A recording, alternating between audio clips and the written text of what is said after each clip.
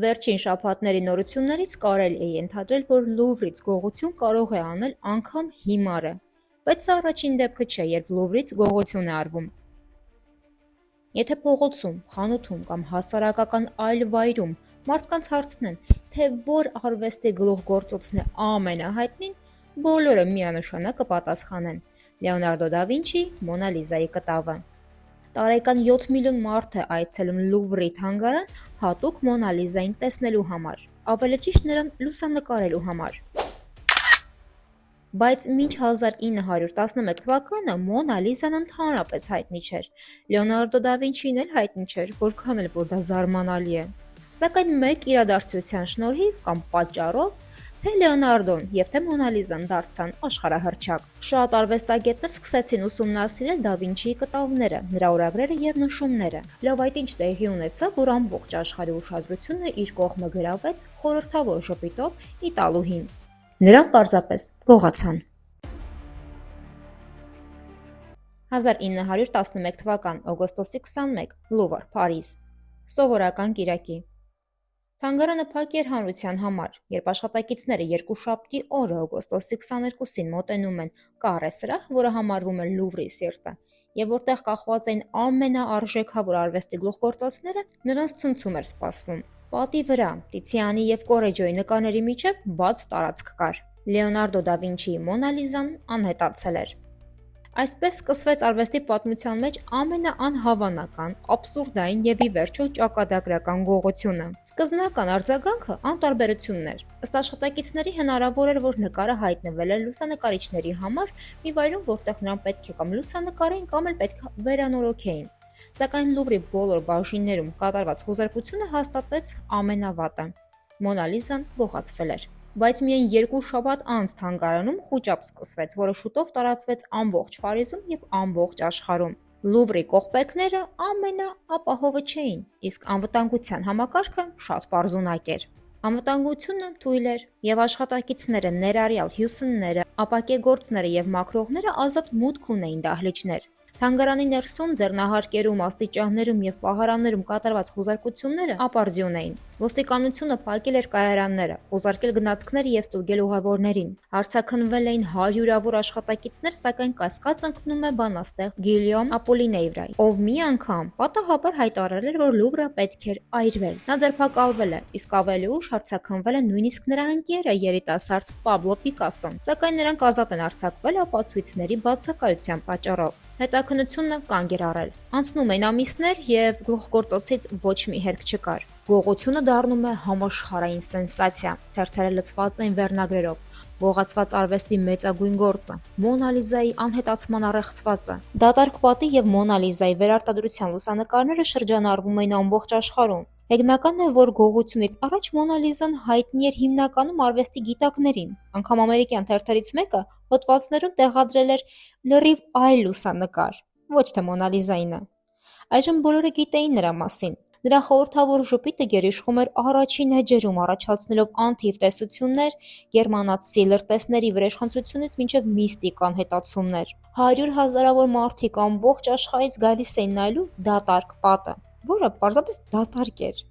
Հետաքննությունը փակուղի էր մտել 2 տարի 4 ամիս։ Մինչդեռ թերթերը մտահոգություն էին հայտնում, որ հանցագործի կողմից գողությունից շահույթ ստանալու ակնհայտ անհնարինության պատճառով նա կարող էր ոչնչացնել փխրուն գլուխգործոցը։ 1913 թվականի դեկտեմբերի 3-ին անակնկալ է տեղի ունենում։ Ֆլորենցի հնաոճ իրերի վաճառական Ալֆրեդո Գերին նամակ է ստանում Փարիզից, որտեղ գրված էր. «Ես իտալացի եմ եւ հայրենասեր։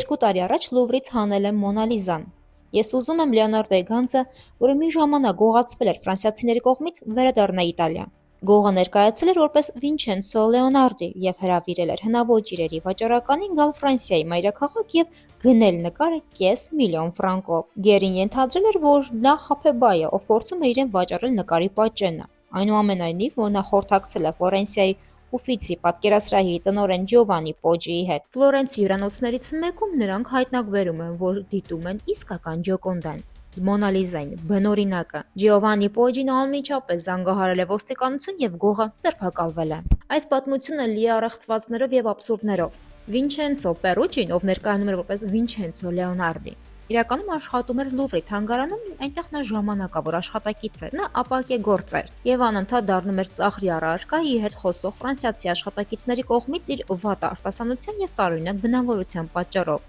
Եվ հայտնի է, որ ֆրանսիացիները այդքան էլ չէին սիրում բանվոր իտալացիներին, ովքեր անապահով Իտալիայից եկել էին ապահով Ֆրանսիա գումար աշխատելու։ Հետագայում Վինչենցոն հանցագործությունը կատարելու հիմնական դրդապատճառը համարել է ֆրանսիացիների նկատմամբ ատելությունը, նկարի նմանությունը ազգականի հետ եւ վերջապես հայրենասիրական եռանդը նկարը հայրենիք Իտալիա վերադարձնելու ցանկությունը։ Ամենայն հավանականությամբ նա սովորական գող էր, քանի որ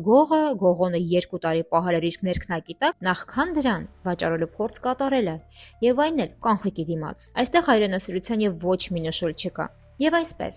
ինչպես Վինչենցոն կարողացավ գողանալ նկարը։ Պերուջին աշխատում էր որպես ապակե գործ Լուվրում, պատրաստելով պաշտպանիչ պատյաններ նկարների, այդ թվում Մոնա Լիզայի համար։ Նա լավ գիտեր թանգարանը, դրա ռեժիմը եւ անվտանգության անցքերը։ Իրակի, օգոստոսի 20-ին նա թաքնվել էր ծառայողական պահարաններից մեկում սպասելով թանգարանի փակվելուն։ 21-ի առավոտյան, երբ դահլիճը գրեթե դատարկ էր, թանգարանը փակ էր, անձնակազմը ցրված էր։ Նա մտել էր քառակուսի դահլիճ, նկարը պատից հանելուց հետո նա հանել էր կտավը դրա հսկայական շրջանակից։ Կտավը թաքցնելով աշխատանքային վերնաշապիկի տակ նա հանգիստ դուրս էր եկել ծառայողական ելքով։ Նա անգամ հանդիպել է սանտեխնիկին աստիճանների վրա, բայց սանտեխնիկը միայն օգնել է նրան բացել դուռը, քանի որ Պերուջիի ձեռքերը ենթադրաբար զբաղված էին դռան բռնակներով, որը նա տանում էր վերանորոգման։ Ավելին, Պերուջին ցանկություն է հայտնել գողանալ մեկ այլ կտավ, որը ավելի թանկարժեք էր, սակայն Մոնա Լիզան ավելի փոքր էր, այդ իսկ պատճառով ավելի հարմար էր վերցնել փոքր նկար, բայց կարևոր էր, որ կտավի հեղինակը լիներ իտալացի։ Պերուջան անմիջապես չի փախել։ Նա նկարը պահել էր իր փարիզյան բնակարանում, այն թաքցնելով ներքնակի տակ, ապա պահարանում։ Նա համբերատար սպասել էր, մինչ աղմուկը կհանդարտվի։ Վինչենցոն նկարը գաղտնի տեղափոխել էր խիստ պահպանվող սահմանով ճամպրուկի մեջ գաղտնի դարակի մեջ, այսպիսով կանխելով մաքսային աշխատակիցների կողմից իր իրերի մեջ խուզարկությունը։ Ավելին, երբ գլխավոր քննիչը հարցաքննում էր Լուվրի բոլոր աշխատակիցներին, նա նկատում է, որ հարցաքննությանը չի ներկայացել ապակե գործ Վինչենցո Պերուջին։ Ոստիկանները այցելել են նրա բնակարան եւ քննել աշխատակցին, անգամ կասկածներ չունենալով, որ այն կտավը, որին փնտրում էին, գտնվում էր այդ նույն սենյակում, անկողնու տակ, ճամպրուկի գաղտնի դարակում։ Վինչենցո Պերուջին չի հերքել իր մեղքը եւ խոստովանել է, որ գողությունը կատարել է միայն պատմական արդարությունը վերականգնելու նպատակով։ Նա ցանկանում էր իտալացիներին վերադարձնել այն, ինչ իրավացիորեն նրանցն էր։ Եվ քանի որ դատավարությունը տեղի էր ունենում Ֆլորենցիայում, նրա փաստարկները վճռորոշ էին։ Հանցագործը դատապարտվել է ընդամենը 1 տարվա ազատազրկման։ Իտալիայում նրան համարում էին ազգային հերոս։ Մոնա Լիզան մնում է ցուցադրված իտալական թանգարանում եւս 6 ամիս նախքան Ֆրանսիա վերադառնալը։ Անգամ նա հասցնում է ճանապարհորդել եվրոպական մի քանի քաղաքներով, մինչ կհայտնվի Փարիզում։